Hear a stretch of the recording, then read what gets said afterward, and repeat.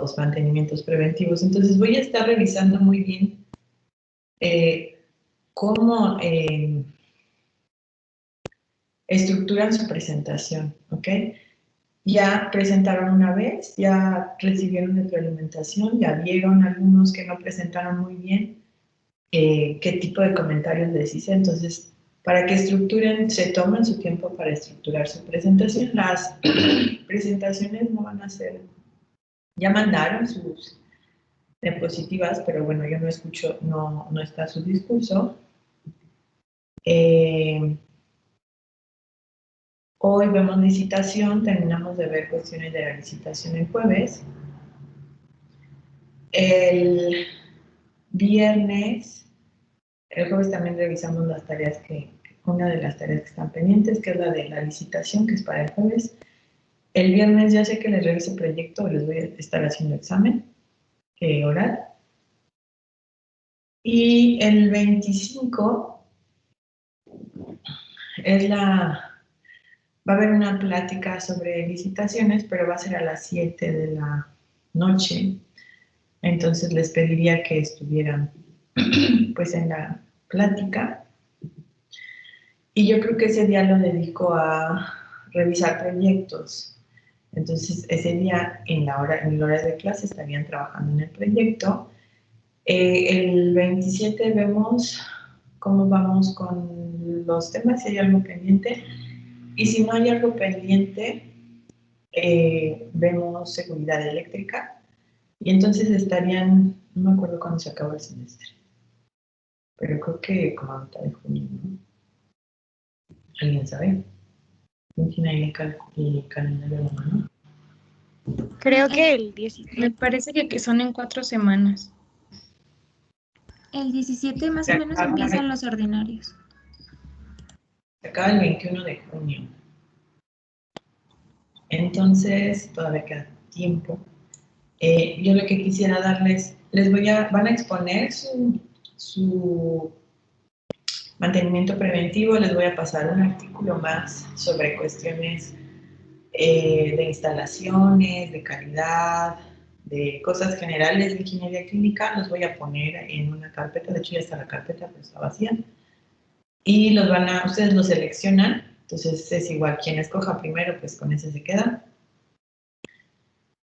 Entonces van a exponer lo del mantenimiento preventivo y el correctivo 1, una falla, su artículo y luego su proyecto, ¿ok? Y entonces mi idea sería los últimos días de clase darles seguridad eléctrica, enseñarles el analizador de seguridad eléctrica y ver cómo funciona el BioPack.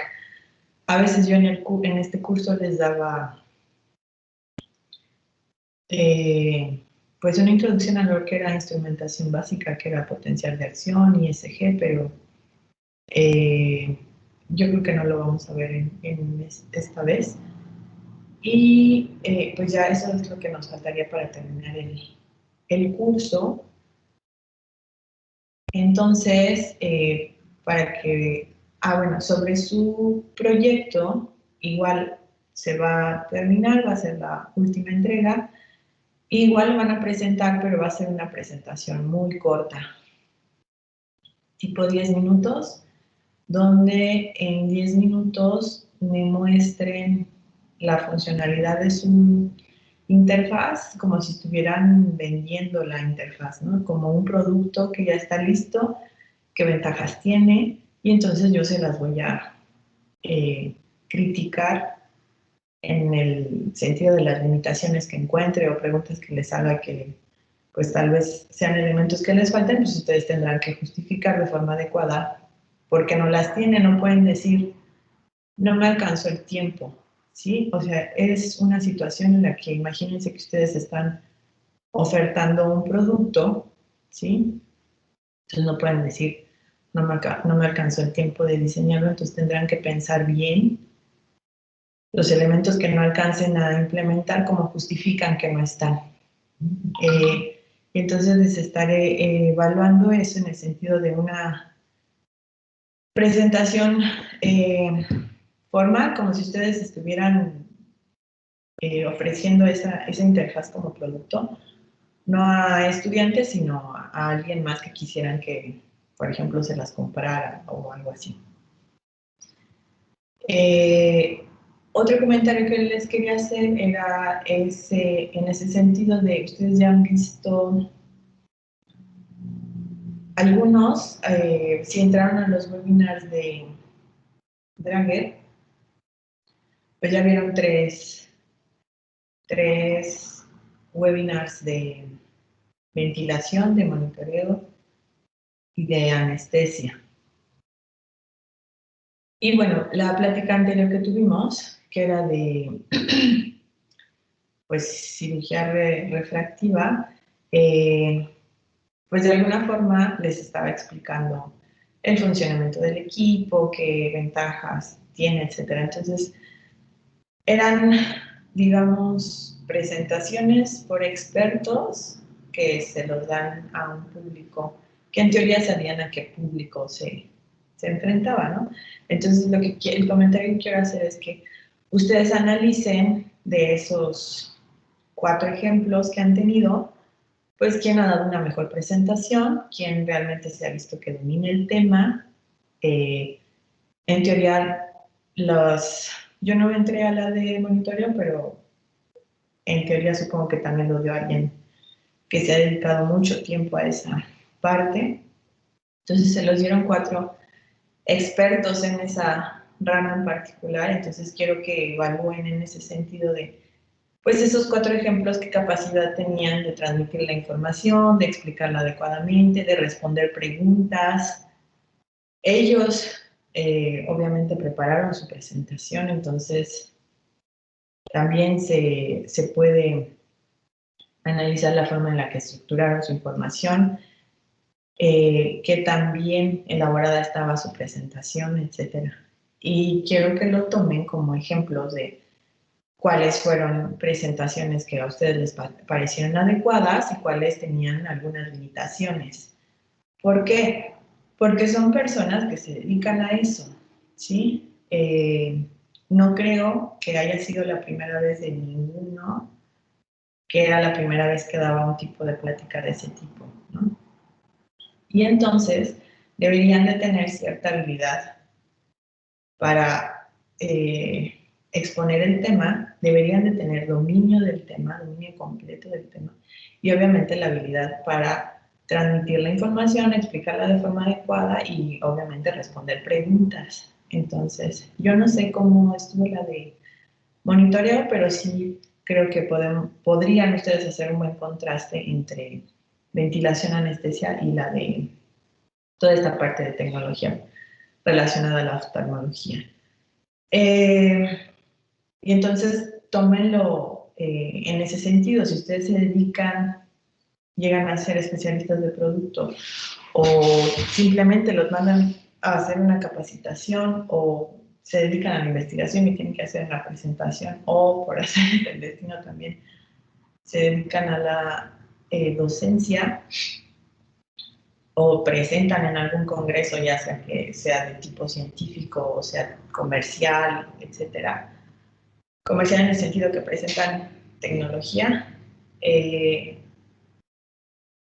Obviamente van a recibir ustedes una evaluación de las personas que los están viendo, ¿no? Entonces, lo que ustedes quieren es que esa evaluación sea positiva, esa opinión que tienen sobre su trabajo al momento de presentar. Entonces, algo que les comentaba yo era que, ok, pueden existir los nervios, pero se requiere dominar el tema, ¿sí? Entonces, ok, a lo mejor el ponente está nervioso, pero si domina el tema, si prepara su presentación adecuadamente, no de un día para otro, se va a ver la calidad de la presentación, se va a ver el dominio del tema y al momento de responder preguntas también se va a ver que realmente es un experto. Entonces, independientemente de si tengo nervios, yo creo que yo no estoy diciendo que no tengan que estar presentes los nervios, pero una herramienta para disminuirlos es eso, tener confianza en que estoy preparada de forma adecuada para lidiar con una presentación para contestar preguntas, etc.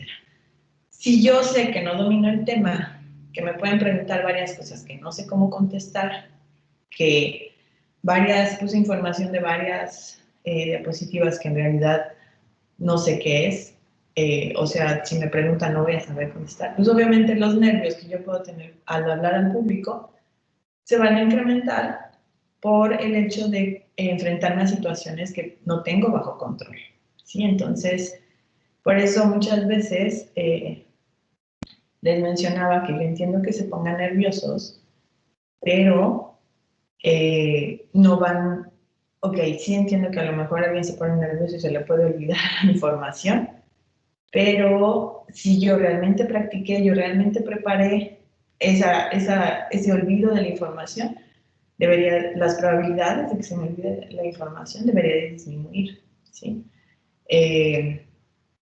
Y pues siempre se van a enfrentar, es decir, no siempre van a estar presentando con amigos o con compañeros del aula, siempre van a tener seguramente presentar, no una ponencia tal cual, sino presentar ideas, aportar opiniones y seguramente siempre va a haber ahí alguien alrededor de ustedes que tenga una autoridad mayor que ustedes, ¿sí? Entonces, no por esa razón van a tener que ustedes estar nerviosos, hay que tener seguridad y la seguridad, ¿qué me va a dar esa seguridad?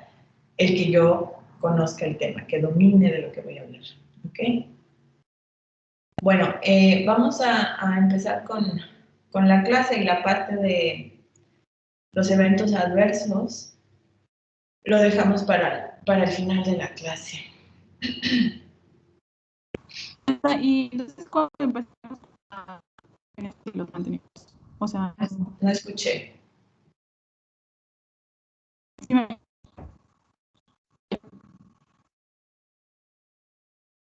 No escucho nada. ¿Hola? ¿Sí se escucha? Bueno, yo no escucho. Si no, si quien esté hablando, si no, escribe tu pregunta en el chat. Antes de empezar, le voy a pedir a Luis Ricardo Cepeda, ¿está? Sí, aquí estoy. Ok, deja así tu micrófono abierto. Ajá. Y dime,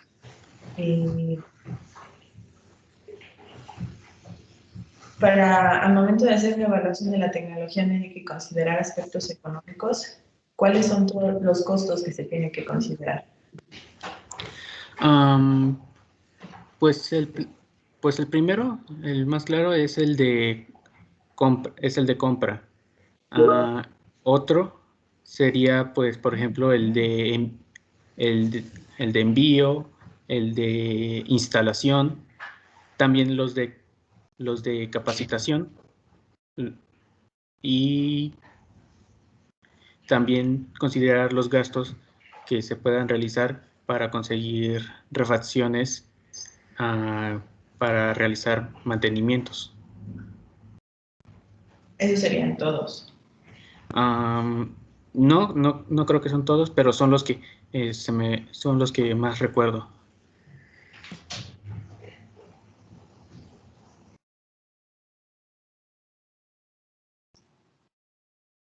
Carla Lisset está.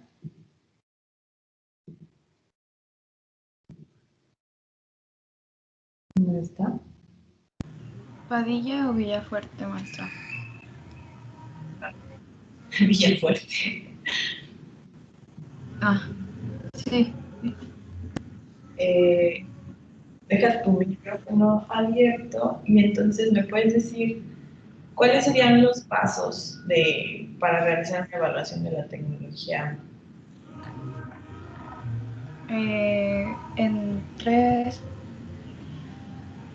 Para la evaluación de tecnologías para la salud, cuando eran 3 pasos, maestra. No. El proceso general. Sí. Ah, ya. Pues primero se tiene que hacer una respuesta a la pregunta de investigación. Luego tienes que checar en el sistema de salud cuáles son sus prioridades. Tienes que identificar las tecnologías que se necesitan, las que son más relevantes. Luego es la definición de los objetivos y la pregunta pico, la búsqueda de información, e investigación de la literatura. Después va a ser la evaluación, luego va a ser con las preguntas con los expertos,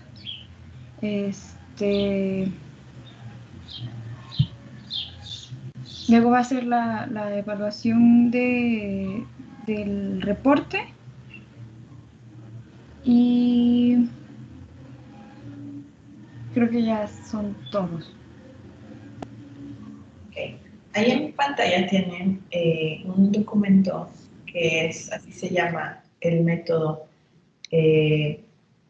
PRINSA, que es como una serie de pasos que se pueden ir analizando para seleccionar artículos o esta parte de revisión de información cuando hacen una revisión sistemática y hacen un reporte de esta parte, que era todo lo que les comentaba de hacer la búsqueda de información relacionada ya sea al uso de la tecnología, eventos adversos, comparador con otro tipo de tecnología, etc.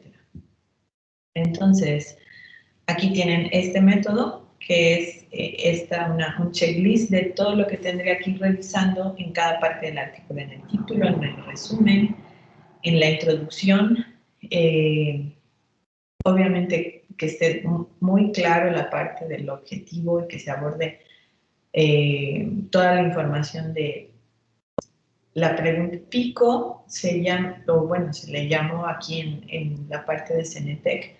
Pero en realidad, si ustedes se ponen a revisar páginas en inglés sobre evaluación de la tecnología de la salud o médica, lo van a encontrar como la pregunta PICOS, que es participantes, intervenciones, comparaciones, resultados de outcomes y diseño de estudios, que es la S, ¿no? ¿De qué tipo de estudio es? Ya habíamos mencionado, por ejemplo, si es un estudio aleatorizado, si se tenía un placebo, si estoy hablando de algún tipo de farmacéutico, etcétera.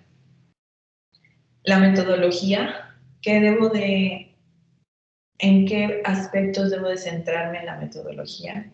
¿No? Por ejemplo, ¿qué es lo que se los voy a subir al Teams para que de igual forma el artículo que ustedes busquen de comparador pues lo llenen, es decir, lo palomen o lo tachen de qué tiene y qué no tiene su artículo. Por ejemplo, qué tipo de selección, proceso de selección se llevó a cabo, cómo se recolectaron los datos, ¿no? Si era una prueba piloto, etc. Y luego en la parte de resultados y en la parte de discusión. Y por ejemplo, si hubo recursos que soportaran la investigación. ¿Ok? Otra vez les pregunto, ¿alguna pregunta comentario además de cuando exponen? Expondría aproximadamente, yo creo que en la semana entre el 1 y el 3 de junio, lo del mantenimiento preventivo. ¿Ok? Si no hay preguntas, bueno, entonces vamos a seguir. Vamos a finalizar con esta parte de evaluación de la tecnología y vamos a seguir después con la parte de licitación. Entonces, por ejemplo, lo último que habíamos visto era esta parte de dónde podían, por ejemplo, buscar evidencia clínica. Y ya habíamos mencionado algunos contextos en los que puede ser necesario evaluar la tecnología o la tecnología para la salud. Pero aquí, por ejemplo, se enumeran algunas que podrían ser más, las hemos mencionado, pero aquí se las enlisto, más específicas en el sentido de no necesariamente solo voy a hacer evaluación de la tecnología médica para incluir un dispositivo a Secretaría de Salud. Sus micrófonos, chicos, déjenme silenciarlos.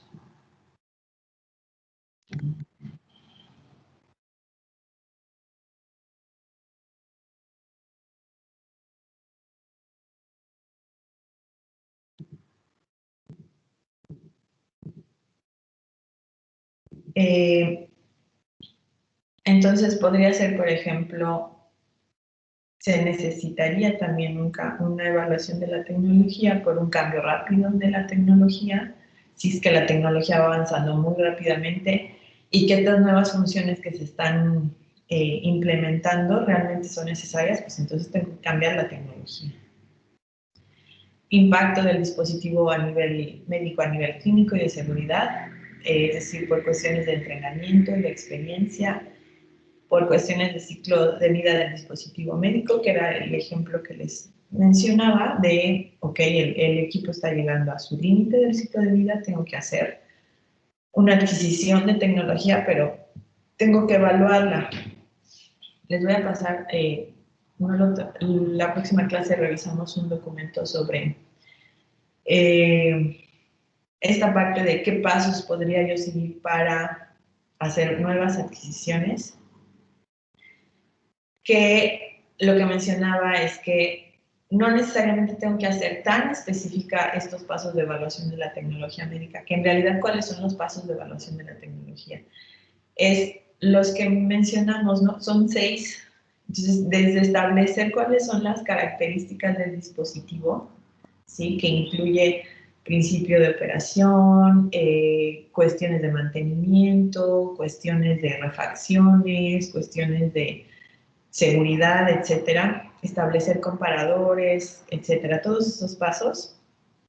La búsqueda de información, probablemente esta evaluación de tecnología médica está pensada a veces también cuando es tecnología nueva y entonces por eso es la búsqueda exhaustiva de información clínica con respecto al funcionamiento de esta tecnología, pero si es una tecnología que ya está en el mercado, entonces hay la evaluación o la búsqueda que tendrá que hacerse será más sobre, yo ya sé qué características quiero que cumpla, entonces qué opciones de tecnología hay en el mercado, cuál es la mejor, cuáles las que las cumple y luego también involucrar el aspecto económico. Con respecto a la aplicación clínica, sí puede ser que yo necesite tecnología para una aplicación en concreto. Si no se tiene la tecnología, entonces se tendrá que hacer un proceso de evaluación de tecnología médica para ver cuál es la mejor opción que realmente cubra todas las características de acuerdo a la aplicación clínica que se está requiriendo. Si existe algún avance que está relacionado con esta parte de cambio de la tecnología, por ejemplo, un mejoramiento en el principio de operación. Si la tecnología nueva es mejor, tiene modificaciones en su principio de operación y ofrece ciertas ventajas o muchas ventajas, seguramente será adecuado cambiarla, ¿no? Y entonces para hacer ese cambio se tendrá que hacer otra vez este proceso de evaluación. El estado de desarrollo de la tecnología, impacto en la organización, por ejemplo, hay cambios en el tratamiento o considerar la parte de experiencia de los usuarios, impacto en el paciente y los usuarios y obviamente, bueno, los aspectos económicos de forma muy importante. ¿Sí? Cuando se está gastando mucho en un equipo, probablemente se una con esta opción de considerar el ciclo de vida del dispositivo médico y entonces está generando costos mayores la reparación que, por ejemplo, si se compra un equipo nuevo, pero para decir eso, yo tengo que tener información. Entonces, aquí está de la mano toda la información que se hace.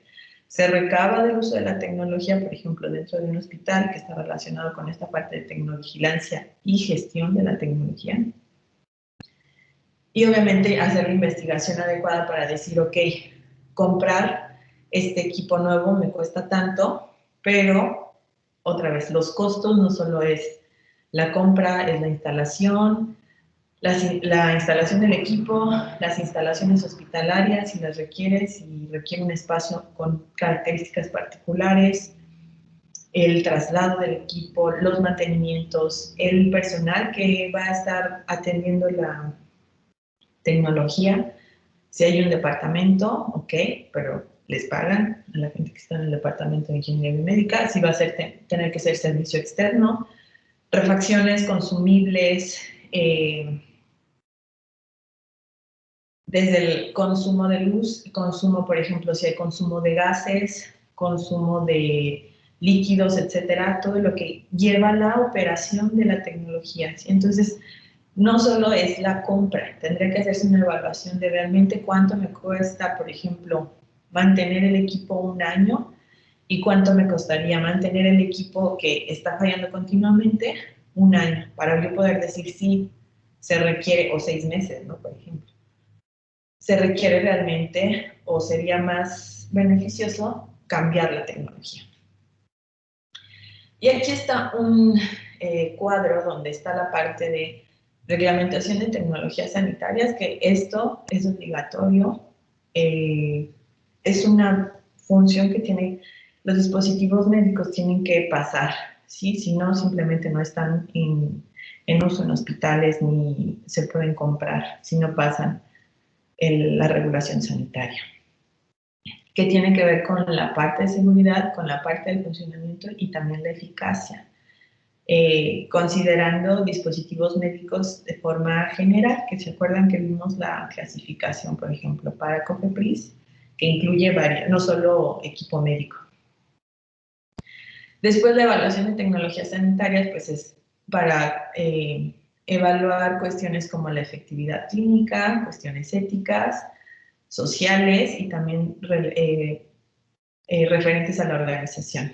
Y en la gestión de tecnologías sanitarias o de tecnología médica o tecnologías de la salud, está toda una serie de actividades pues, que hemos visto a lo largo del curso que se tienen que llevar a cabo, desde hacer la adquisición de un equipo médico, seleccionar qué equipo médico se va a adquirir, la parte de capacitación y la parte del uso que conlleva toda la programación de mantenimientos preventivos, la realización de correctivos, y aquí está súper resumido, pero pues está toda la parte de recabar información y tener esa información para generar al final índices cuantitativos que te puedan decir si mi tecnología está funcionando adecuadamente, mi capacitación está funcionando adecuadamente, mis ingenieros están funcionando adecuadamente, por ejemplo. Y obviamente lo que se busca pues es el funcionamiento, que se cumpla el funcionamiento técnico de la tecnología, funciona la tecnología en ese entorno, la parte de eficacia y efectividad, si debería aplicarse la tecnología en ese entorno, si es idónea, y cómo debería aplicarse la tecnología. Entonces está aquí involucrada la parte de la reglamentación y regulación sanitaria y la parte de la evaluación de tecnologías de la salud, sanitarias, tecnología médica. Estas son algunas instancias internacionales que se encargan de hacer esta parte de evaluación de tecnología sanitaria, ¿sí? Entonces pueden ustedes buscarlas de forma individual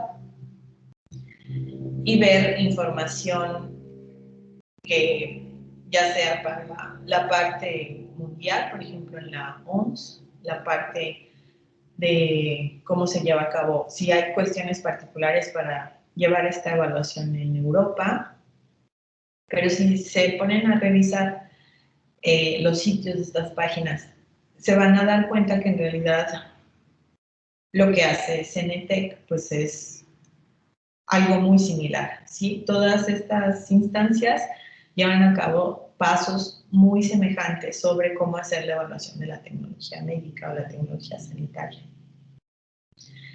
Y en ese sentido, en la cuestión de generar, dentro de la parte de gestión, generar indicadores que me digan, que me den información sobre el uso y el funcionamiento de la tecnología médica. Por ahí en su proyecto ustedes tendrán que estar proponiendo, o bueno, buscar índices y ocuparlos, pero índices cuantitativos sobre cómo está funcionando su proceso de gestión. Y en este caso particular, sobre cómo funciona su interfaz, es decir, tengo que pensar qué información recaba mi sistema de gestión, la interfaz sistema de gestión computarizado, para que yo esa información la utilice para después hacer un índice, una evaluación que me diga 10 es funcionando muy bien, 5 funcionando muy mal, por ejemplo, ¿no? Entonces se tiene que definir un indicador. En algunos casos particulares establecer un umbral, en este sentido de elaborar una escala, monitorizar el indicador, evaluar el indicador y verificar si, por ejemplo, si el umbral se excede o si existe una tendencia o un patrón que se identifica. Por ejemplo, piensen que es un indicador de costo de refacciones de un equipo de forma anual. Entonces, digamos que yo solo les estoy, para su proyecto, pidiendo que generen indicadores. Entonces, un indicador podría ser el costo de refacciones de un equipo, ya no lo pueden usar porque ya se los estoy diciendo, lo pueden implementar, pero entonces tendrían que generar adicionales.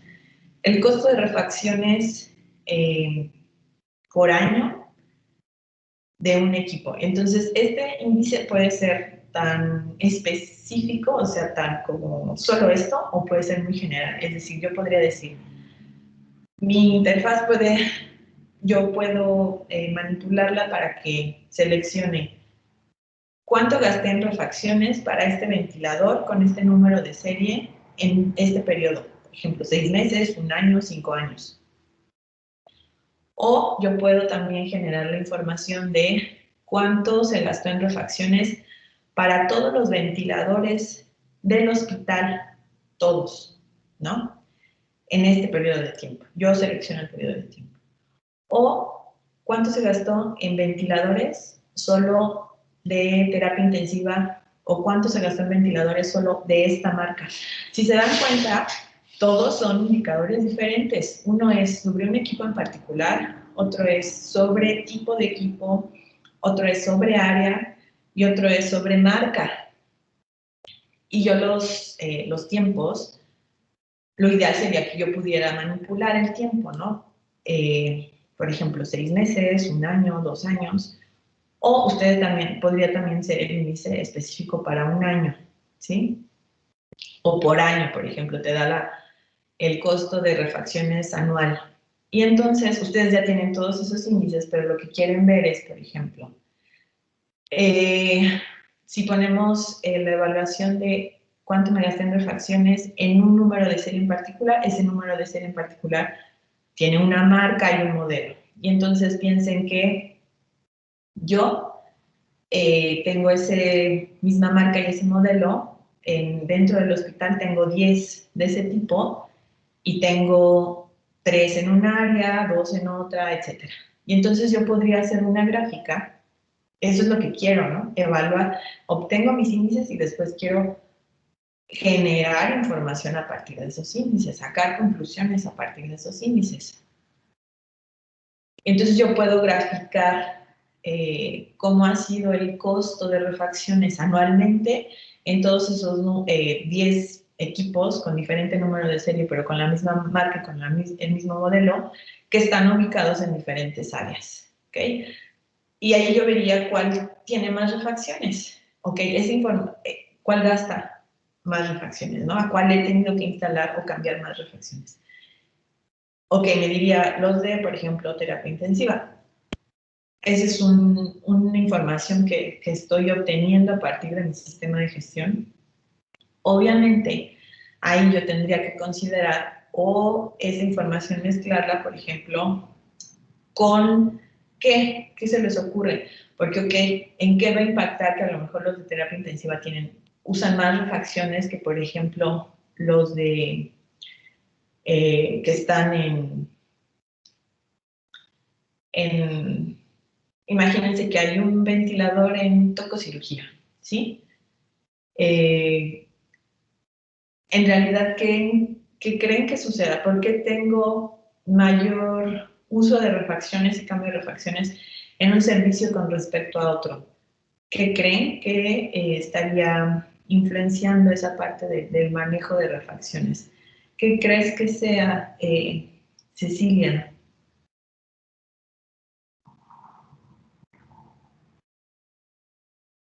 Pues yo creo que podría ser el uso, ¿no? O sea, como menciona que en un área se utiliza más y en la otra pues no es tan frecuente el uso.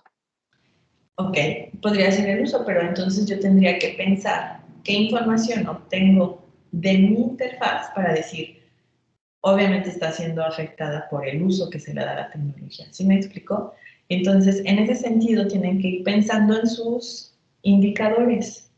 Ahorita hablamos del costo de refacciones y solo es decir, gasto mucho, gasto poco, pero yo podría decir, establecer este umbral, por ejemplo.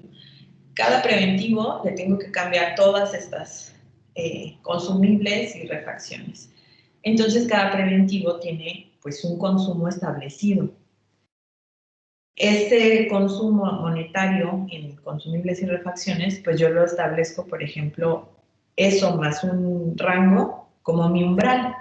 Si rebasa mi umbral, quiere decir que está necesitando más inversión de la que se espera, ¿no? De la que realmente debería de estarse haciendo cada preventivo, ¿no?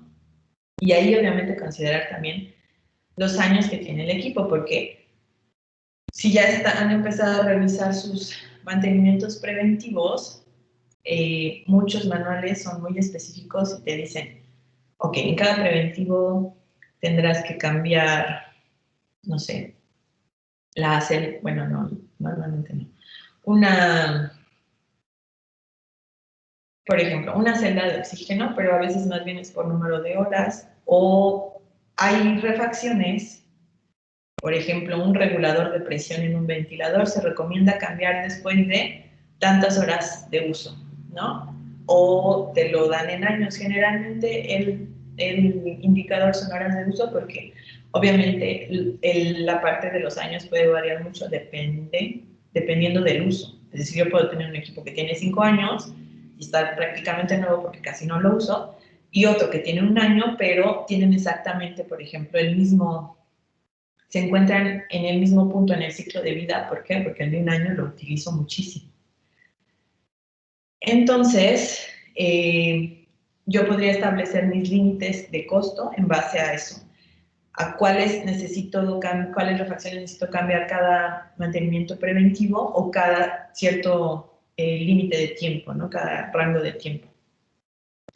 Y entonces ahí ya podría establecer un umbral. Y ahí simplemente podría hacer el análisis individual de un equipo diciendo, ok, este equipo con número de serie tal, marca, modelo, ubicación, etcétera, está rebasando mi umbral por tanto porcentaje, es decir, a lo mejor es poco o a lo mejor es mucho, y entonces tengo que analizar por qué situación podría ser. Si rebasa el umbral demasiado, no si dobla el número de refacciones, el costo que yo tendría que estar gastando en ese equipo, ¿por qué?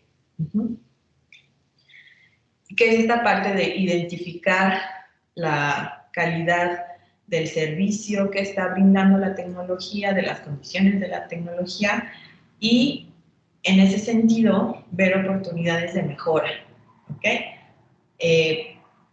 Otro índice que podrían pensar es a lo mejor número de fallas que se tienen, ¿no? Y fallas de usuario. Entonces, ¿cómo puedo mejorar capacitando? ¿Cuántas capacitaciones se han hecho en donde está ubicado ese equipo?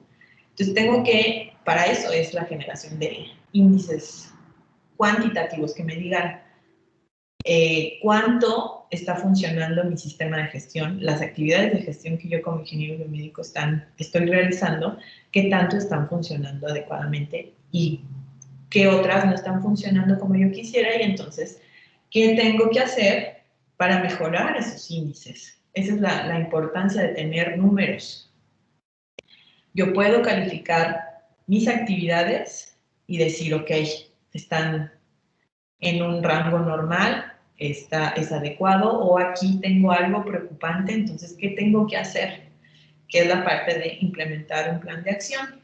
Y en base a este plan de acción, probablemente crear un nuevo indicador o no, ¿ok?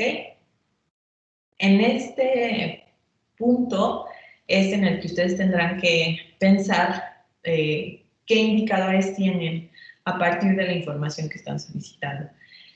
Todavía no se los he solicitado, pero ya vayan pensando, porque a lo mejor ustedes me dicen, si quiero un indicador de refracciones, el costo de refracciones anuales, pero en su interfaz, en su diseño, en ningún lado hay información de refracciones, ¿ok? Y entonces ustedes me dirán, sí, ese va a ser mi indicador, pero ¿de dónde van a obtener la información, sí?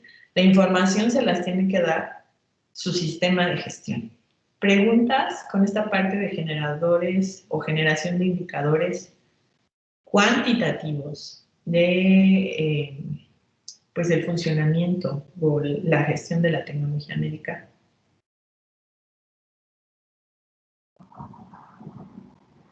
¿No hay preguntas?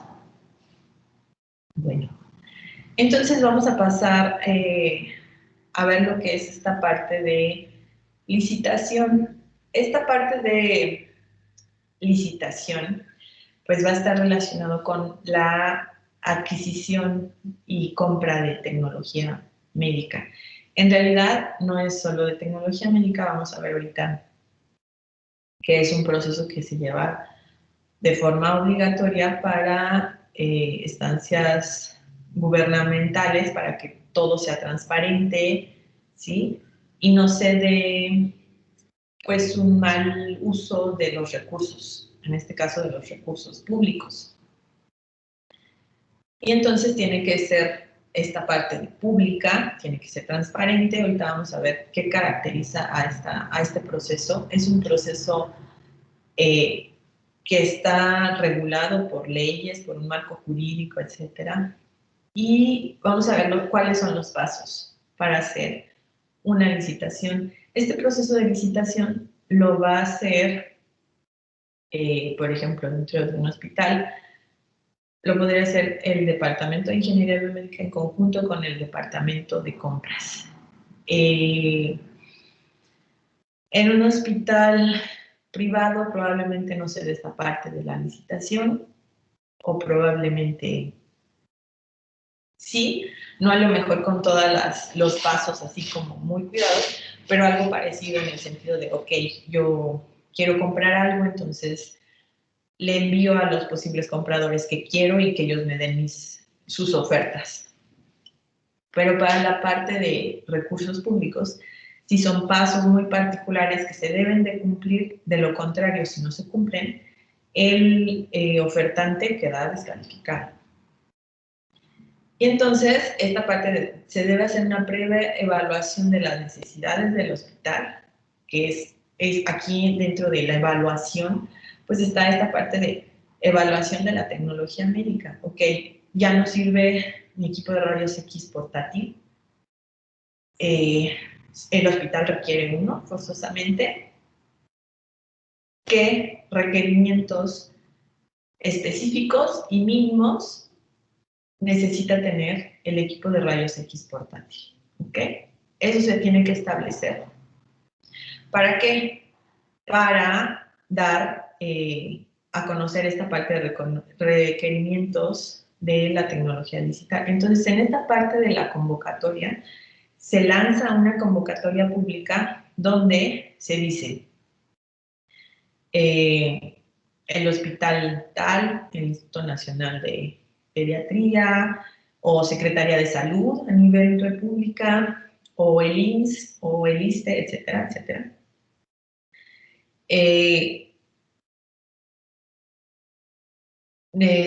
Lanza la licitación, por ejemplo, de un equipo de rayos X portátil con estas características. Entonces se enumeran todas estas características. Cuando ustedes buscan su licitación, no les he modificado la tarea, pero se los voy a modificar. Cuando yo les pedí que hagan un resumen de la licitación, también quiero que establezcan esta parte de requerimientos de la tecnología. Por ejemplo, el equipo de rayos X, si a lo mejor yo lo quiero con unas dimensiones particulares o no más grande de ciertas dimensiones, por ejemplo, porque si no, no lo puedo transportar en el hospital, lo tendré que especificar. Si quiero ciertas funciones en el equipo de rayos X que tenga de forma particular, las tengo que especificar. Entonces, tiene que ser muy claro todo lo que yo quiero como hospital, como organización hospitalaria o sanitaria, quiero cubrir con la tecnología que quiero licitar. Esto viene en la convocatoria. Y la convocatoria se lanza de forma pública, ¿ok? Después se lanza la convocatoria, los que están interesados en participar obviamente la revisan.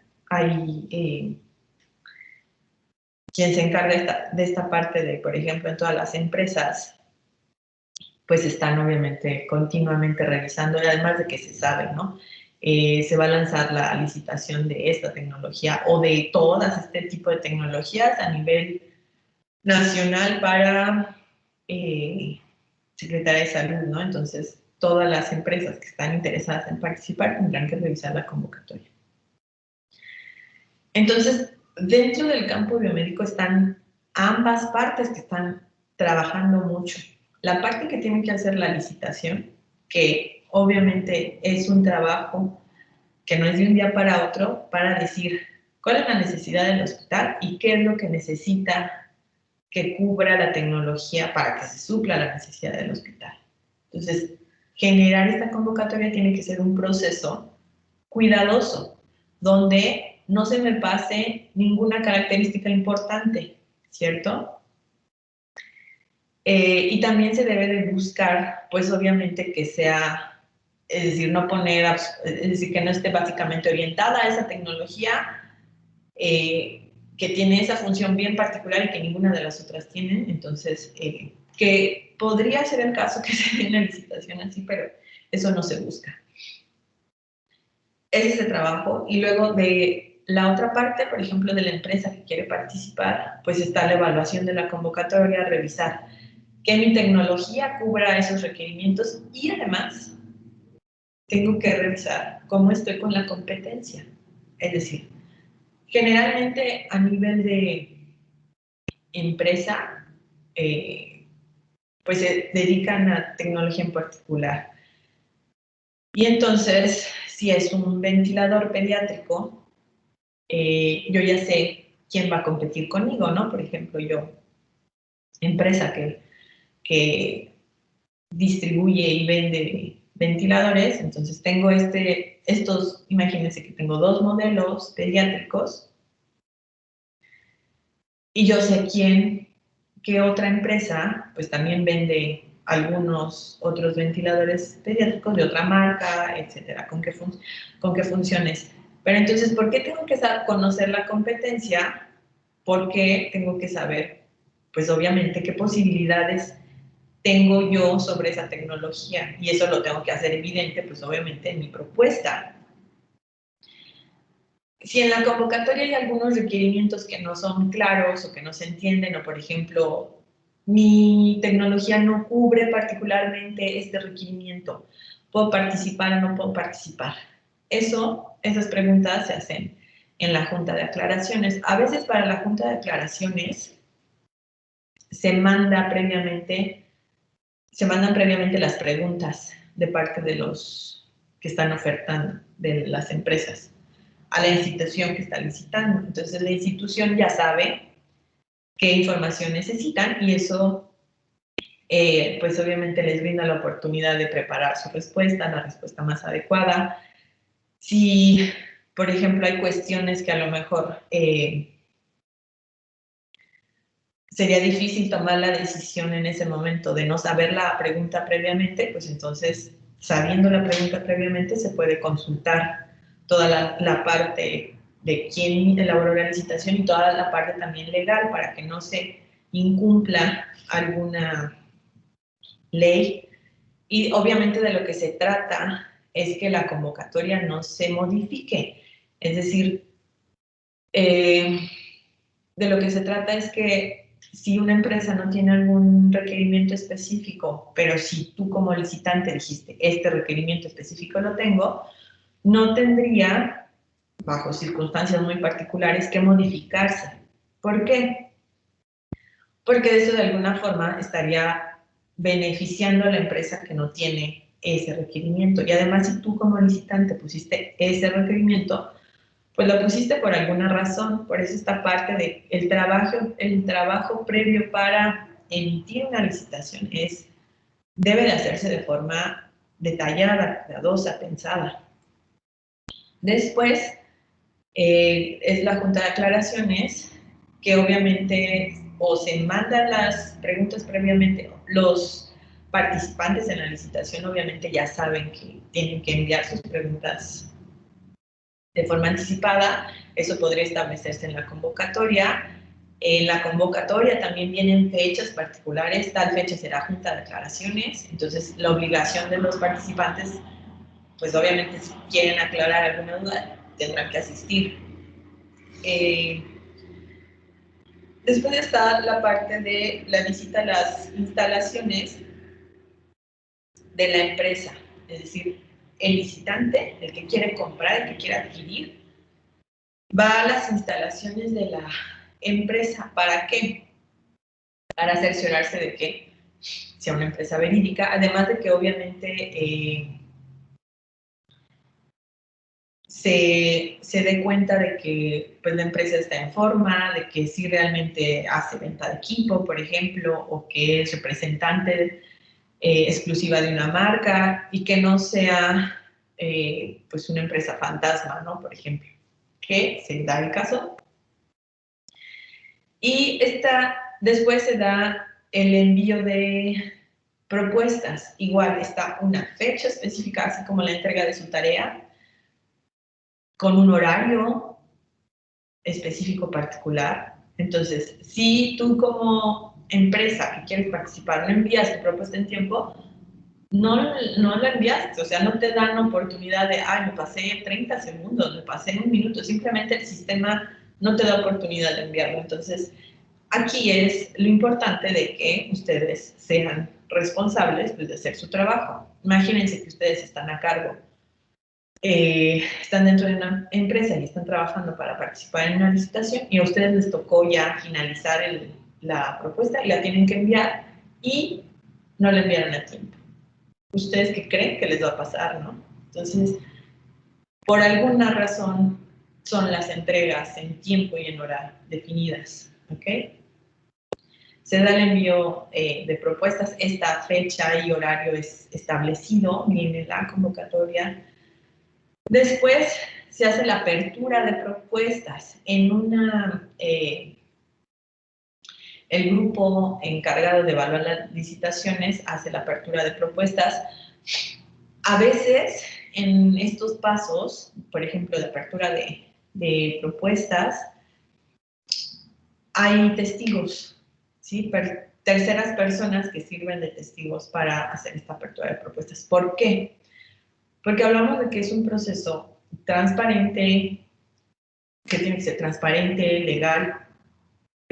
Entonces, si por ejemplo el grupo no puede estar todo y van a estar 2 personas, y dentro de estas 2 personas no quieren que participe cierta empresa y dicen, ok, de estas 3 propuestas o 4 propuestas digo que no llegó esta propuesta, entonces nada más tengo 3, no deberían de pasar esas situaciones, ¿ok?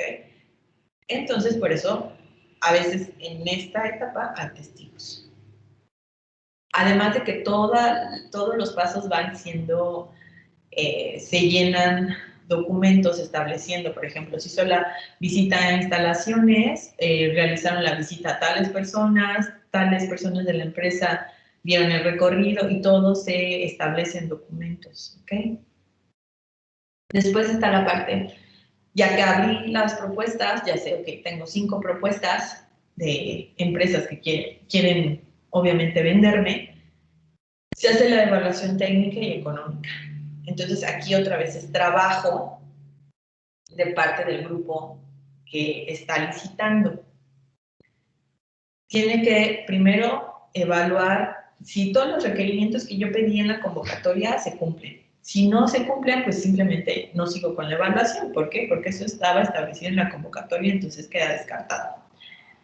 Y después, por ejemplo, de esas 5 quedan 3 que sí cumplen completamente con todos los requerimientos establecidos. Y entonces está la parte de la evaluación económica. Aquí tendrá que verse, por ejemplo, obviamente, costos, pero por ejemplo, si en la convocatoria era la tecnología solamente o también se licitó, por ejemplo, el servicio de mantenimiento, ¿no? O a lo mejor una propuesta te dice, sí, este es el precio, pero te doy más años de garantía o te doy 1 año o 3 años de mantenimientos preventivos, ¿sí? En ese sentido, pues las empresas tendrán que manejar su propuesta de la forma que les convenga para que, obviamente, la empresa lo que quiere es ganar la licitación, ¿sí? Y obviamente son licitaciones de montos elevados porque son instituciones públicas, no compran un equipo, compran muchos. Y ustedes saben de pues situaciones que se han dado de que, por ejemplo, ¿quién vende tecnología a Secretaría de Salud? Se trata de que todo eso no se... Es decir, que sea una empresa solamente o una persona solamente quien se ha encargado de venderle tecnología a Secretaría de Salud o al IMSS o al ISSSTE, etcétera, o una tecnología en particular.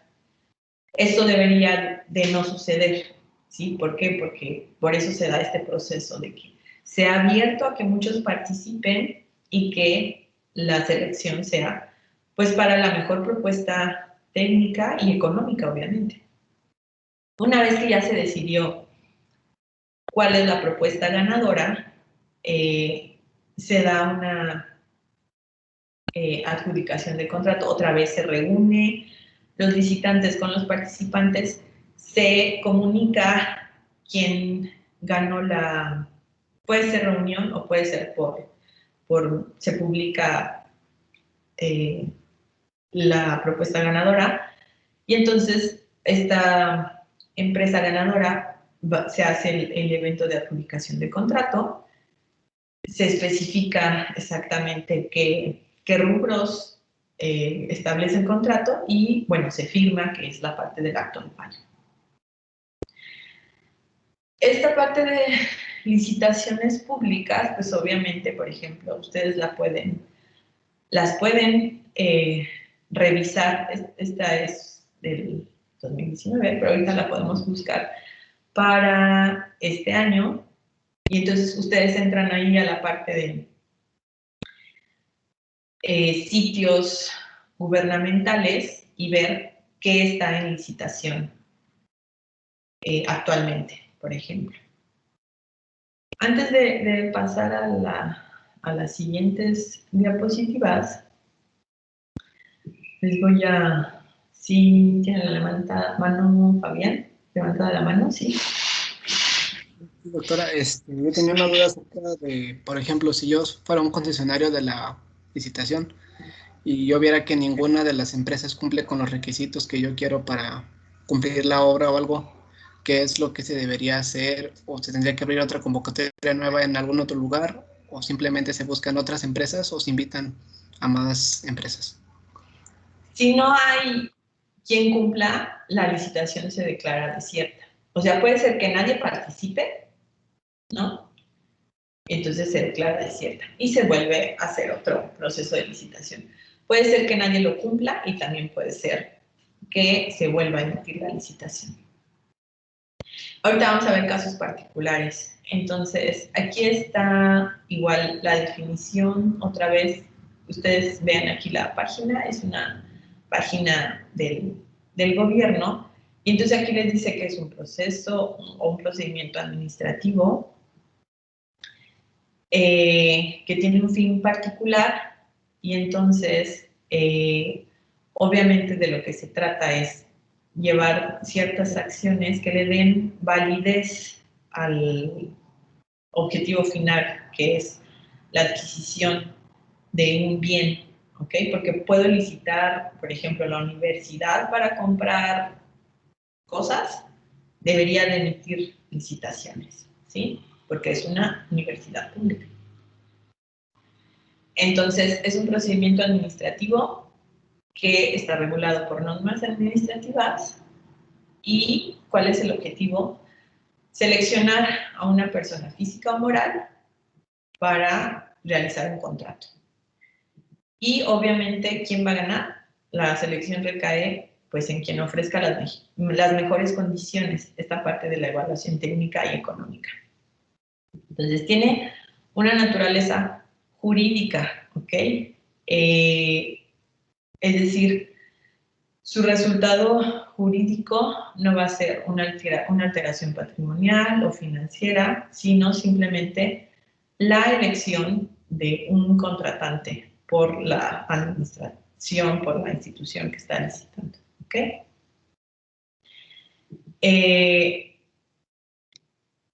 Se le llama que es un acto condición y entonces obviamente tendrán que hacerse esta serie de actos que están interligados y con el objetivo de tener un resultado jurídico.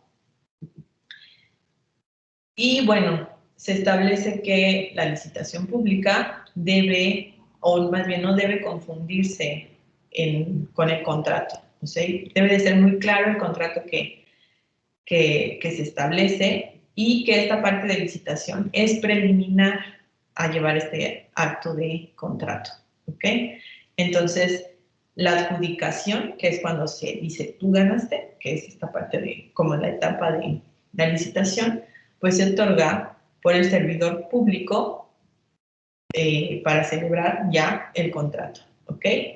A quien presentó las mejores condiciones técnicas, legales y económicas, ¿ok? Y también hay un marco jurídico. Entonces, aquí en el artículo 134 está la parte de los recursos económicos que dispone el gobierno federal y el gobierno del Distrito Federal, así como entidades. Y lo que se busca, pues, es que se administren con eficiencia, eficacia y honradez, ¿ok? Porque son recursos públicos. Entonces, se pueden hacer adquisiciones, arrendamientos, prestación de servicios, etc. ¿Ok? Debe de haber una convocatoria pública, ¿ok? Importante, no lo mencioné, las propuestas se envían en sobre cerrado, ¿sí? Es decir, esas sí no son públicas, las propuestas solo las ve, pues, quien está evaluando la licitación, la institución que está evaluando la institución. Y aquí está, serán abiertas públicamente, que era lo que les mencionaba, que había testigos de por medio, y entonces, ¿para qué? Para asegurar, pues obviamente, que se cumplan características adecuadas en cuanto a precio, calidad, financiamiento, oportunidad, etc. Cuando no se cubran las características que se buscan, es decir, que las licitaciones no cumplan, pues entonces, a partir de lo legal, se va a establecer qué se va a llevar a cabo, ¿ok? Entonces, en base a eso, pues hay reglas y procedimientos para llevarse a cabo y obviamente lo que se busca es esta parte de, otra vez, eficacia, eficiencia, honradez e imparcialidad. ¿Ok? Es decir, imparcialidad se refiere a no favorecer a una empresa en particular. Esta es una página de la UNAM, de Unidad de Apoyo para el Aprendizaje en línea. Y aquí les hablan de esta parte de licitaciones. Me parece que esta es, no sé exactamente para qué carrera, pero no es, por ejemplo, para biomédica, porque habla del contexto de licitación, más bien, por ejemplo, en el contexto legal. Y entonces aquí les establece esta parte de, que ya lo habíamos visto, que quién va a establecer esta parte de manejo de recursos, el artículo 134. Entonces, toda esta parte de adquisiciones, arrendamientos o enajenaciones, pues se llevarán a cabo a través de licitaciones públicas, que era lo que ya habíamos leído, mediante convocatoria pública. Y otra vez aquí está lo que se busca: economía, eficacia, eficiencia, imparcialidad y honradez. Y esto lo establece este artículo. Y entonces este artículo de la Constitución Política de los Estados Unidos Mexicanos, pues obviamente ahí está establecido la Ley de Adquisiciones, Arrendamientos y Servicios del Sector Público, que ustedes lo van a encontrar abreviado de esta forma, y la Ley de Obras Públicas y Servicios relacionados con las mismas. ¿Okay? Entonces, puedo licitar un bien o servicio. ¿Okay? Entonces, tengo esta Ley de Adquisiciones y Ley General de Bienes Nacionales. ¿Okay? Tengo el reglamento de la Ley de Adquisiciones, Arrendamientos y Servicios del Sector Público. Después, el reglamento de la Ley Federal para la Administración y Enajenación de Bienes del Sector Público. Y un acuerdo para el Manual Administrativo de Aplicación General relacionado con adquisiciones, arrendamientos y servicios del sector público. ¿Ok? Y también igual el manual administrativo, pero ahora relacionado con obras públicas y servicios relacionados con las mismas. Y después, el acuerdo para materia de recursos materiales y servicios generales. Y entonces todo esto tiene que estar, bueno, ya está establecido, de acuerdo a la ley. Entonces se pueden hacer adquisiciones, ¿ok?, de bienes muebles, de algún bien mueble que se incorpora, por ejemplo, para la realización de obras públicas, o, por ejemplo, adquisición de bienes que incluyen la instalación por parte del proveedor. Se pueden hacer arrendamientos de bienes muebles y, obviamente, pues también servicios. Reconstrucción y mantenimiento, prestación de servicios a largo plazo, de personas físicas en particular, de consultorías, asesorías, etcétera. Todo eso se puede licitar, o cualquier servicio que obviamente genera una obligación de pago, ¿ok?, para la dependencia que está licitando ese servicio. Y entonces la licitación pública pues es el principal mecanismo para realizar esta contratación, ¿ok? Particularmente o de un bien material o de un servicio. Ya vimos que servicio, pues cualquier cosa que pueda, que necesite una obligación de pago. Y entonces, esta parte de que sea pública se rige por estos 4 principios jurídicos, que está la parte de concurrencia. Entonces, se busca la amplia participación. ¿Para qué? Para tener una mejor opción de compra. Esto es lo que busca la licitación. La igualdad, que se establezca una igualdad de trato con los participantes en todas las fases del procedimiento para evitar favoritismos. Publicidad, que los participantes obviamente conozcan todo lo relacionado con el procedimiento de la licitación, desde las bases hasta las etapas finales. Y también la parte de la oposición, para que los participantes discutan o impugnen las propuestas opuestas en defensa de la propia. Entonces, todo esto es ¿para qué? Para buscar siempre que lo que adquiera la institución sea la mejor opción. Y entonces, ¿cuáles organismos están obligados a regirse por este artículo 134? Las unidades administrativas de la Presidencia de la República, las Secretarías de Estado y la Procuraduría General de la República. Entonces aquí está alguno de los organismos constitucionales autónomos que entonces para adquirir un bien o servicio deberían de hacer licitaciones. Y está esta parte de, hay varios artículos de lo que le llamamos LASP, donde se establece que las adquisiciones, arrendamientos y servicios que han de convenir, además de los objetivos y prioridades del plan de desarrollo del programa sectorial, institución, etcétera, y que también establece las previsiones de los programas anuales y los objetivos y metas de estas previsiones. ¿Okay? Entonces, se tiene que ver, obviamente, cuáles son los recursos de la federación. Y, por ejemplo, en el artículo 20, ahí se establece que las dependencias y las entidades tienen que formular sus programas anuales de adquisiciones, arrendamientos y servicios. ¿Okay? Es decir, no es que Secretaría de Salud diga, de hoy para mañana voy a necesitar monitores de signos vitales. No, se planea, ¿no? Porque ellos tienen que planear de forma anual esta parte de adquisiciones, arrendamientos y servicios, y entonces ya se sabe, por ejemplo, a nivel de entidad o de dependencia, que se va a tener recurso para compra de ciertos bienes o servicios.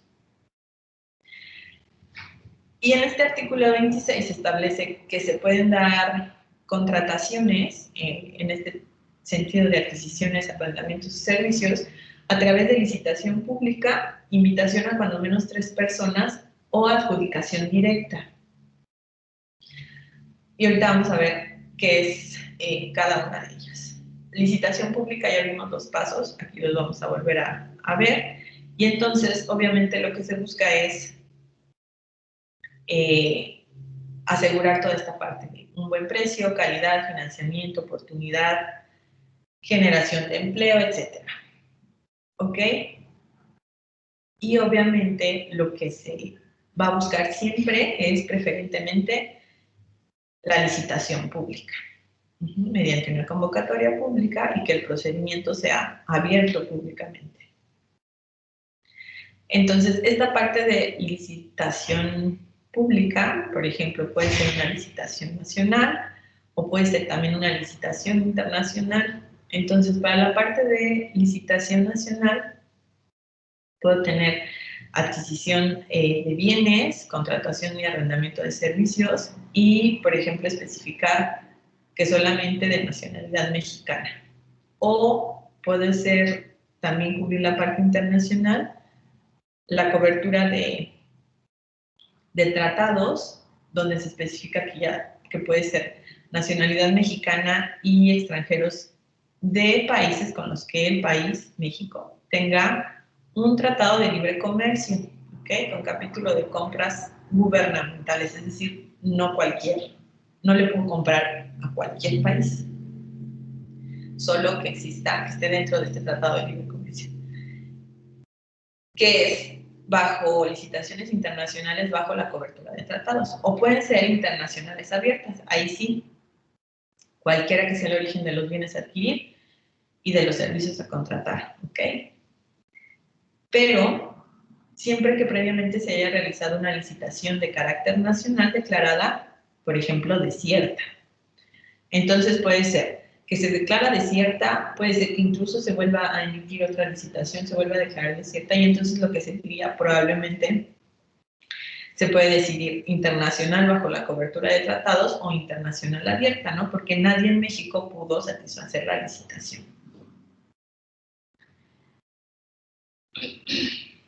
Y entonces, lo que se debe de dar a conocer, por ejemplo, es el calendario con las etapas de la licitación pública, la convocatoria, que se conoce como bases. Ustedes van a encontrar en algunas licitaciones. ¿Tienen preguntas? Puedes preguntarle otra cosa, sí. Que a veces se tienen que comprar las bases, ¿no? Ustedes ahí en lo que encuentren, en lo que lean, pues tendrán que agregarlo en su resumen, ¿no? Las bases tenían un costo de tanto. Entonces a veces se tienen que comprar, que obviamente es como simbólico, o sea, en comparación de lo que va a ganar la empresa. Si gana la licitación, pues es una muy pequeña cantidad del precio de las bases. Se selecciona el proyecto de convocatoria para su difusión, se difunde la convocatoria, se hace el análisis y la elaboración del documento con comentarios, se publica la convocatoria de la licitación pública, se realiza la visita a instalaciones, se reciben o la recepción de solicitudes de declaraciones. Si fijan, aquí están, primero se visitaron las instalaciones y luego se hacen la junta de aclaraciones, pero son pasos que van en la licitación. Y, por ejemplo, aquí está marcado que se recibe, es decir, está marcado el recibir las preguntas, porque solicitudes de aclaración previamente, se hace la junta de aclaraciones, se elabora el acta de junta de aclaraciones, era lo que les decía, que cada proceso va con un acta redactada, firmada obviamente, se hace el acto de presentación y apertura de proposiciones, y bueno, se hace ahora el acta de cuántas propuestas se recibieron, etc. Se selecciona el procedimiento de contratación, se consulta el registro de proveedores sancionados, eso es algo que se tiene que hacer, es decir, revisar pues que el que me quiere vender tenga todo conforme a la ley. Se hace la evaluación de la propuesta técnica, se hace la evaluación económica y se hace la adjudicación, ¿no? A las empresas ganadoras. Y se hace la emisión y difusión del fallo, que era lo que decimos como acto de fallo. Y se firman las actas y la difusión, ¿okay? Que esto va englobado a toda esta parte de acto de fallo. Y bueno, se hace la parte de los contratos, suscripción de contratos, y esas serían todas las etapas de la licitación pública. Ahora, invitación restringida. Igual, se establece de acuerdo a un artículo de esta ley de adquisiciones, a cuando menos 3 personas, que se conoce como invitación restringida, que se debe justificar, obviamente, por razones de economía y para buscar las mejores condiciones del Estado. Es decir, se establece que tiene una fundamentación económica el hacer una invitación restringida. Entonces, en el artículo 42 de esta ley de adquisiciones, se establece que para que se lleve a cabo esta opción, se tiene que tomar en cuenta el importe de cada operación y que no debe de exceder los montos máximos que se establecen en un presupuesto. Denme un segundo.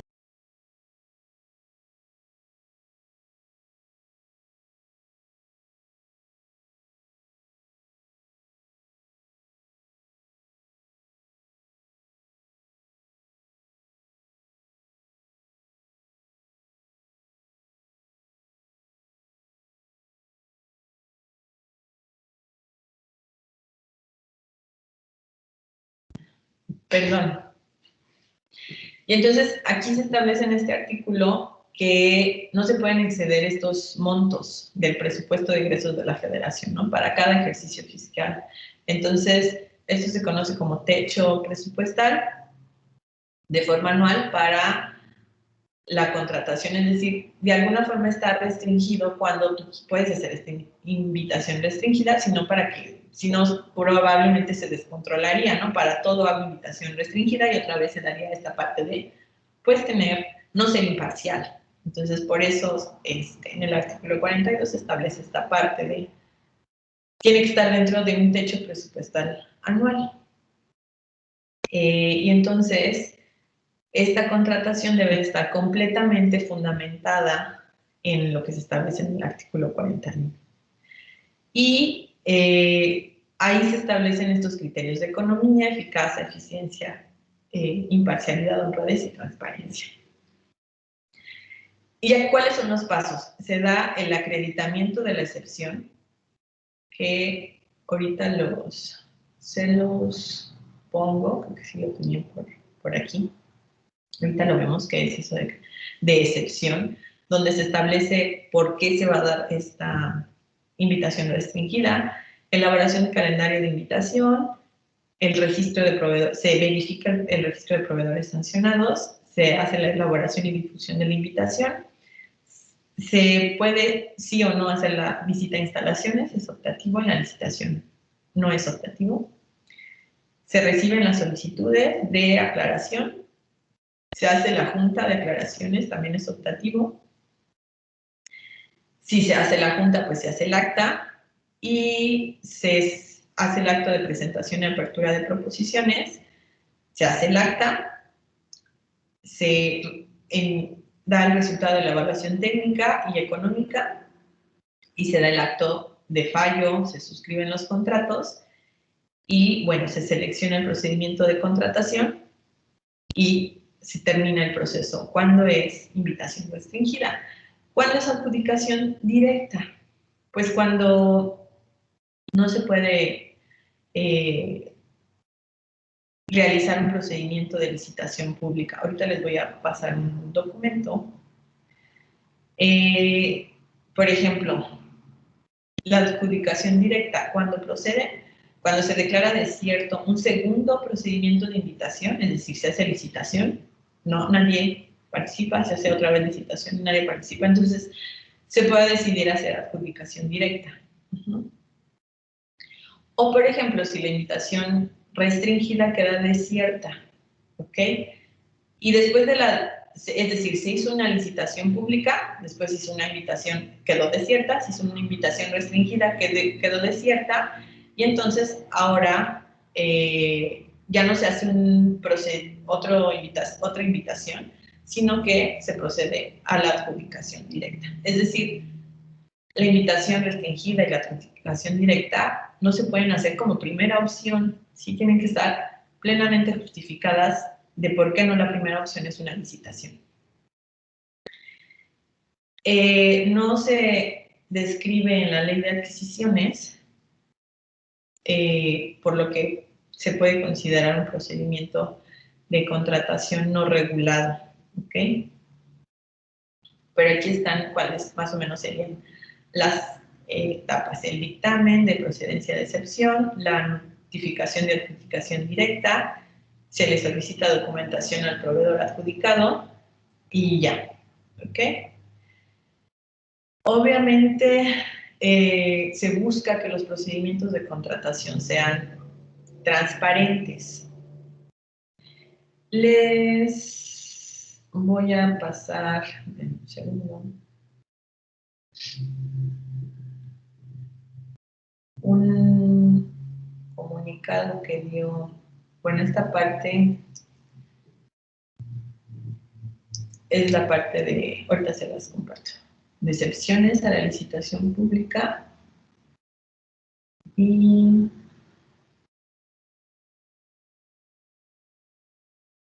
me faltó el de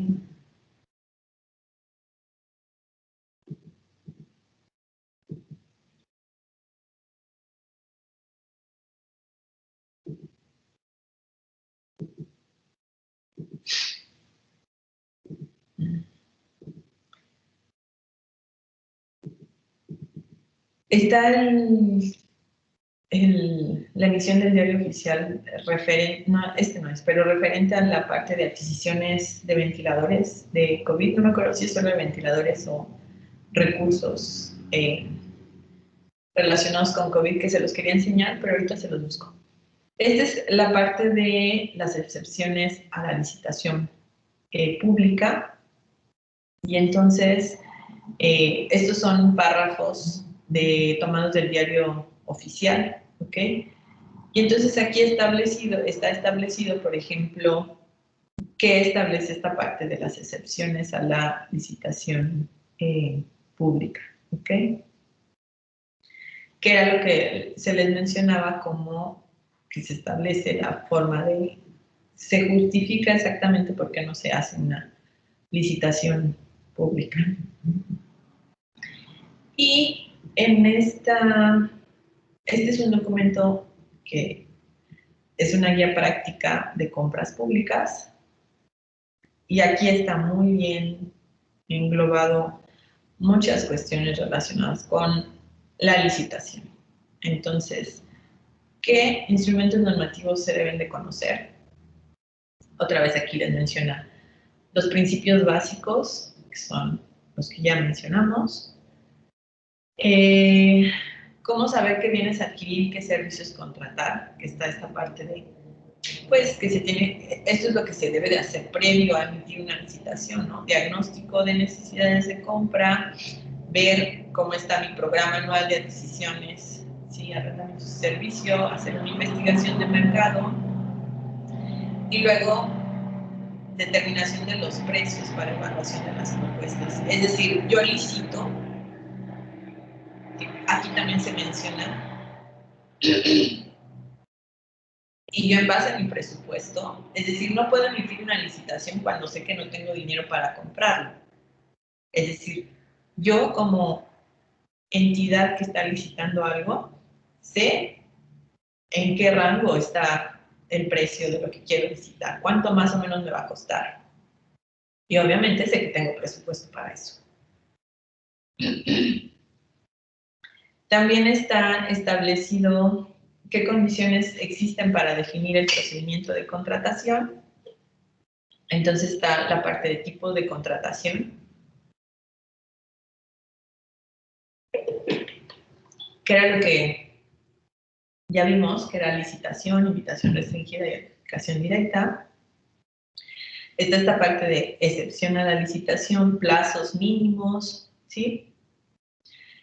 Aquí está otra vez el procedimiento de la licitación, aquí están los pasos. Aquí, por ejemplo, está incluido modificación a las convocatorias. Puede ser que se modifique una convocatoria. Entonces, visita instalaciones, junta de aclaraciones, etc. Luego, ¿qué modalidades de licitación pública existen? ¿Qué información debe de ser pública y cuál es exclusiva? ¿Sí? Entonces, el padrón de proveedores es público, la normatividad de compras públicas es pública, los requerimientos, las convocatorias, la junta de aclaraciones, los proveedores sancionados también es público, el fallo, la información de los contratos, la publicación del padrón y esta parte de los testigos sociales, las auditorías, las estadísticas, todo eso es público. ¿Qué no se publica?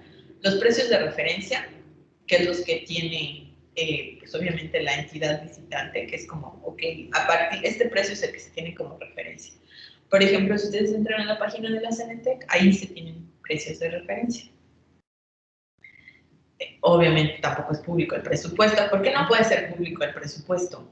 Porque entonces yo como empresa digo, ok, tienes tanto para comprar, entonces pues en base a eso te cobro. No, por eso no es público, ¿no? Porque no puede depender del presupuesto el precio que me vas a dar.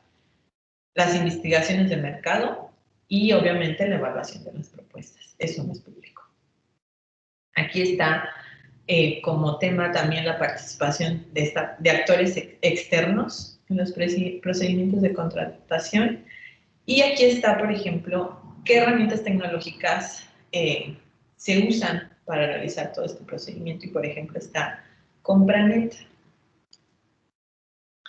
que es algo que también, si ustedes salen y les preguntan qué es Compranet y no saben, se espera que no. Entonces, aquí ustedes obviamente tienen que registrarse o registrar a la empresa y entonces aquí pueden, o es una plataforma en la que ustedes tienen acceso a toda esta información de, por ejemplo, módulo de formalización de instrumentos jurídicos. Entonces, métanse a la página de Compranet y explórenla, ¿no? Vean que hay como opciones. Por ejemplo, está una tienda digital del gobierno, programas anuales, Compranet, inteligencia del mercado, el registro único de proveedores, ¿sí? Historial de cumplimiento, incidencias, etcétera, ¿no? Entonces, métanse a la página para que vean qué hay en la página de Compranet, ¿no? Entonces, aquí está, por ejemplo, licitantes y empresas, datos abiertos, preguntas frecuentes, ¿sí? Entonces, exploren para que pues tengan un poquito más se les habla un poquito más del panorama de lo que es todo esto. Entonces, les traigo la próxima clase porque, bueno, está en Moodle. A ver si lo encuentro rápido.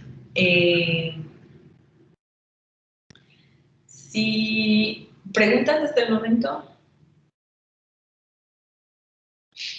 no hay preguntas. Bueno, Yo sí, doctora, con una parte legal de la licitación, por ejemplo, de que en caso de que, bueno, la licitación, yo la consiga la licitación y consiga hacer todo, por ejemplo, una obra pública, pero esa obra pública no se sale mal o cosas así, ¿también salen afectados las personas que dieron la concesión o solamente la empresa responsable que hizo la obra? Debería de ser solo la empresa.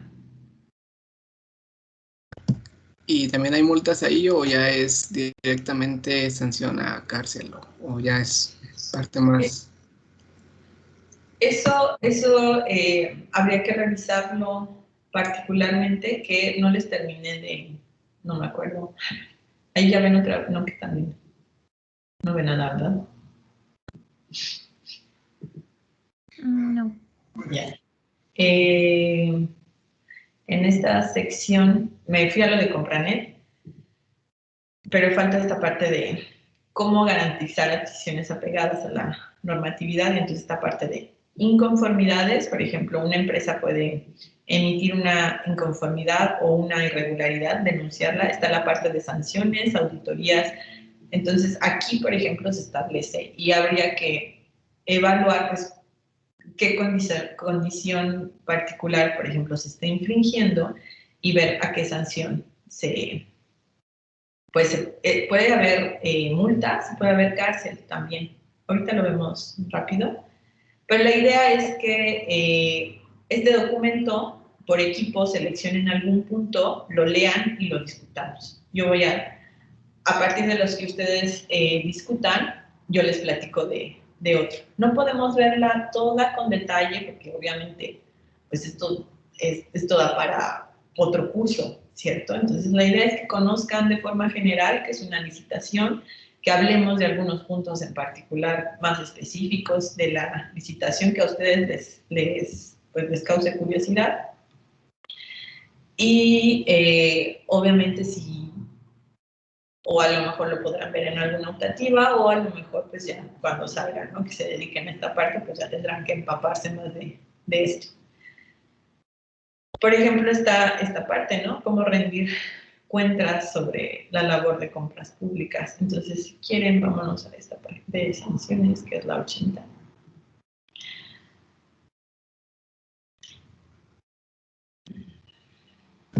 Gracias, doctora.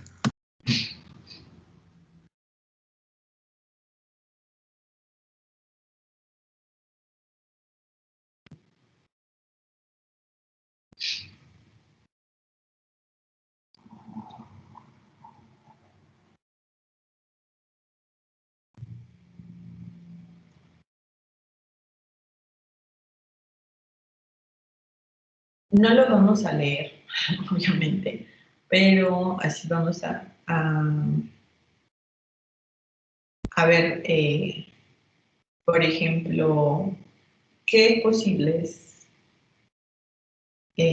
sanciones podría haber, ¿no? Entonces, por ejemplo, ¿quién sanciona a nivel federal? Entonces puede determinarse sanciones económicas, inhabilitación de los proveedores, es decir, si vendes ya no puedes vender, si construyes ya no puedes construir, ¿ok?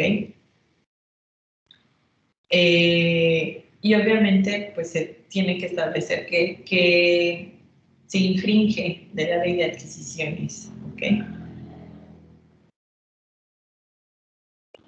Entonces, por ejemplo, los visitantes de forma injustificada no formalicen 2 o más contratos, que si se dan cuenta hasta es demasiado permisible la ley, porque aquí dice 2 o más contratos que se les haya adjudicado o en un plazo de 2 años. O sea, si tú no formalizas un contrato, pues igual te libras de una sanción. Entonces son 2 o más en 2 años, ¿sí? Entonces, igual esto no es adecuado, ¿no? Porque está siendo un poco permisible. Obviamente, lo que la empresa pues, no busca tener este tipo de sanciones, ¿no? Porque por eso está esta parte de registro de proveedores sancionados. O cuando se les haya quitado esta parte de rescindido administrativamente un contrato en 2 o más dependencias en un plazo de 3 años. Cuando no se cumplan con las obligaciones contractuales, que se proporcione información falsa, que por ejemplo se contraten servicios y que por ejemplo esta parte de contratación de servicios son recibidas por servidores públicos con independencia de quienes la reciban, tengan o no relación con la contratación.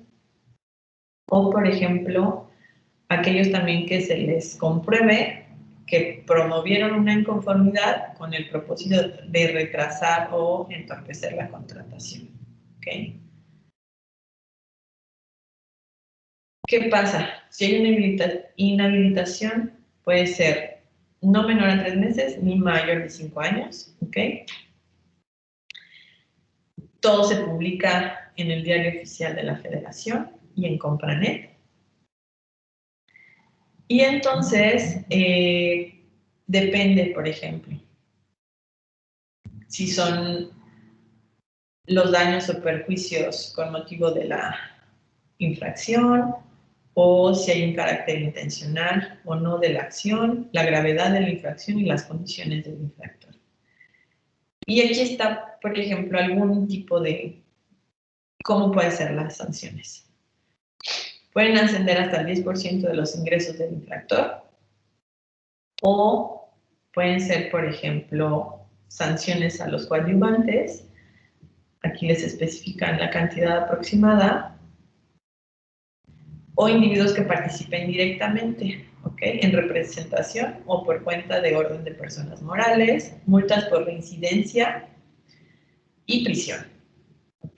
Entonces, obviamente se tendrá que, estas son las posibles sanciones, pero se tendrá que evaluar, pues, a qué está infringiendo y entonces en base a eso será la sanción. Pero obviamente es de forma importante. Ahora,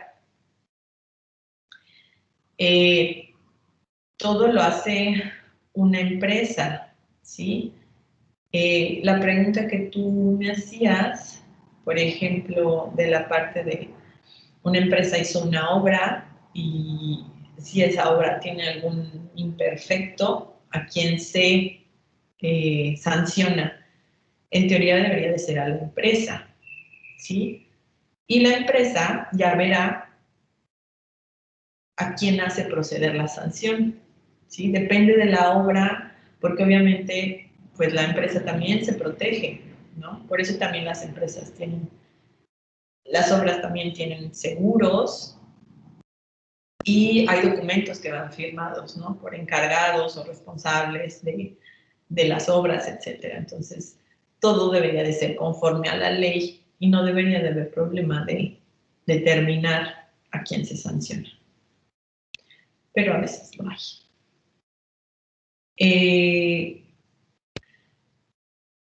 No se los voy a dejar como tarea, pero como hobby, busquen si ustedes, por ejemplo, alguna información con respecto a alguna actividad ilícita relacionada con licitaciones públicas. Puede ser de preferencia encaminado a cuestiones de tecnología médica, que sí hay por ahí varias. No tiene que ser, por ejemplo, nacional. Obviamente, si es nacional, pues mejor, ¿no? Para hablar de nuestra realidad. Pero a ver qué investigan. Entonces, la próxima clase van a traer su licitación y la próxima clase, la idea es que solo lean. Entonces, yo creo que también pueden leer así un punto cada quien del equipo. No necesito que hagan resumen ni nada, sino simplemente el equipo 2 va a leer el punto 2. Entonces, todo el equipo 2 debe leerlo, que no son... bueno, hay algunos que sí son más páginas que en otros, pero en general no son tantas páginas. Se las pueden dividir si quieren, como quieran. Entonces, la próxima clase platicaremos, por ejemplo, el equipo 2 me hablará de qué comenta el punto 2. Entonces, ahorita me dicen qué punto quieren, bueno, si quieren, no, ahorita, en el transcurso del día me dicen qué punto quieren comentar, buscan su licitación y si les da tiempo, pues buscan alguna noticia con respecto a, pues, situaciones relacionadas con licitaciones públicas que no han sido llevadas adecuadamente. Ya son 10 para las 2, perdón por no darles su tiempo de break. Y la parte de los eventos adversos también los comentamos la siguiente clase.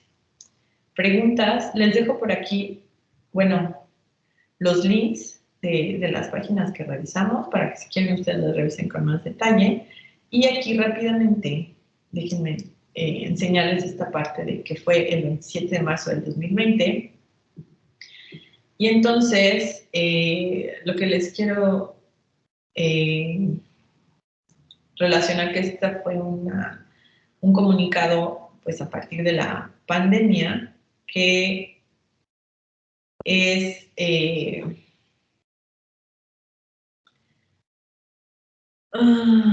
pues está relacionado con la parte de cómo llevar a cabo, por ejemplo, la parte de adquisiciones que puedan estar relacionados para, pues obviamente, atender cuestiones con COVID-19.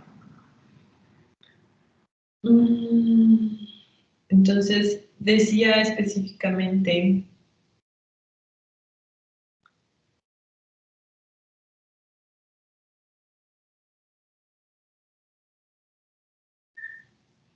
o sea, ¿qué medidas se iba a llevar a cabo con respecto, por ejemplo, no se iba a hacer todo este proceso de licitación, por ejemplo, para comprar tecnología, porque la situación pues no lo permitía, ¿sí? Es decir, estaba como limitante el tiempo, ¿ok? Ay, no lo encuentro rapidísimamente así para decírselos, pero se los subrayo y también lo revisamos la siguiente clase para que ya se puedan ir. Ah, bueno, me están viendo en pantalla, ¿verdad? Este es el comunicado de lo que les estoy hablando. Pero no encuentro así rápidamente lo que les quería mencionar de forma muy, muy puntual.